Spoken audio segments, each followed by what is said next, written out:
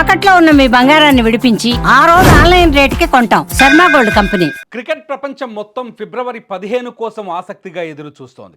కొలంబో వేదికగా జరగాల్సిన mother of all battles India Pakistan match ఇప్పుడు సందిగ్ధంలో పడింది. బంగ్లాదేశ్కు మద్దతు పేరుతో పాకిస్తాన్ క్రికెట్ బోర్డు పీసీబీ ఆడుతున్న డ్రామా ఇప్పుడు ఐసీసీ మెడకు చుట్టుకుంది. అసలు ఈ వివాదం వెనుక ఉన్న అసలు కారణం బంగ్లాదేశ్ మాత్రమేనా, లేక ఆపరేషన్ సింధూర్ చిచ్చు ఇంకా రగులుతూనే ఉందా? అసలు వివాదం ఎక్కడ మొదలైంది? పైకి బంగ్లాదేశ్ అంశాన్ని చూపిస్తున్నా పాకిస్తాన్ అసహనానికి అసలు కారణం వేరే ఉంది. 2025 సెప్టెంబర్ 28న జరిగిన ఆసియా కప్ ఫైనల్ దీనికి బీజం వేసింది. ఆ టోర్నీలో టీమిండియా విజేతగా నిలిచిన ట్రోఫీ ప్రజెంటేషన్ సమయంలో ఊహించని పరిణామం చోటు చేసుకుంది. ఆసియా క్రికెట్ అసోసియేషన్ అధ్యక్షుడిగా ఉన్న మోసిన్ నఖ్వీ చేతుల మీదుగా కప్ అందుకోవడానికి భారత కెప్టెన్ సూర్యకుమార్ యాదవ్ నిరాకరించారు.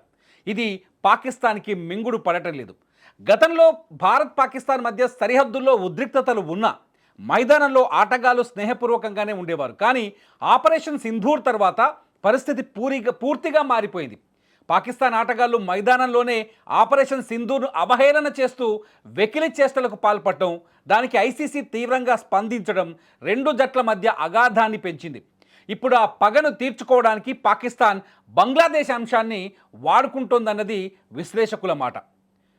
పాక్ పంతం ఏంటి అంటే, నిజానికి భద్రతా కారణాల రీత్యా తాము ఆడలేమని బంగ్లాదేశ్ చెప్పడంతో ఐసీసీ వెంటనే స్పందిస్తూ బంగ్లా స్థానంలో స్కాట్లాండ్కు అవకాశం ఇచ్చింది. దీనిని పాకిస్తాన్ తనకు అనుకూలంగా మార్చుకుంది. బంగ్లాదేశ్ లేని టోర్నీలో మేము భారత్తో ఆడేది లేది అంటూ భీష్మించి కూర్చుంది పాకిస్తాన్. ఇది ఐసీసీని ఇప్పుడు ఇరకాటంలో పెట్టింది.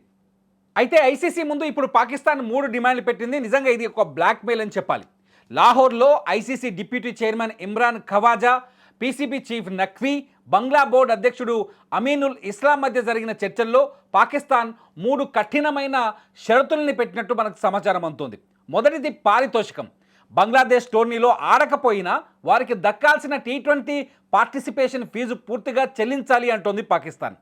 అదనపు నిధులు ఇవ్వాలంటోంది. బంగ్లాదేశ్ క్రికెట్ బోర్డు అభివృద్ధికి ఐసీసీ అదనంగా నిధులు కేటాయిస్తేనే ఈ మ్యాచ్లో ఆడతామని చెబుతోంది. అంతేకాదు ఆతిథ్య హక్కులు కూడా అడుగుతోంది. భవిష్యత్తులో ఐసీసీ ఈవెంట్ నిర్వహించే ఆతిథ్య హక్కులను బంగ్లాదేశ్కి ఇస్తామని లిఖితపూర్వకమైన హామీ కావాలంటోంది పీసీబీ. ఐసీసీకి ఎందుకింత భయం? పాకిస్తాన్ బెదిరింపులకు ఐసీసీ తలొగ్గడానికి ప్రధాన కారణం ఏంటి అంటే ఆదాయం, వ్యూవర్షిప్. ప్రపంచంలోనే అత్యధిక మంది చూసే మ్యాచ్ ఇది. ఇండియా పాకిస్తాన్ మ్యాచ్ అంటే ఇది రద్దయితే ప్రకటనల ఆదాయం భారీ ఎత్తున తగ్గిపోతుంది. రెండోది వచ్చేసి broadcasting rights. Bharat Pak match లేకపోతే బ్రాడ్కాస్టర్లు ఐసీసీకి చెల్లించే మొత్తంలో భారీ కోత విధిస్తారు. అంతేకాదు సభ్య దేశాలకు కూడా నష్టం. ఐసీసీ ఆదాయం తగ్గితే అది ఇతర దేశాల బోర్డులకు వచ్చే వార్షిక నిధులపైన, యాన్యువల్ పేవర్స్ ఉంటాయి కదా, వాటిపైన తీవ్రమైన ప్రభావం చూపిస్తుంది.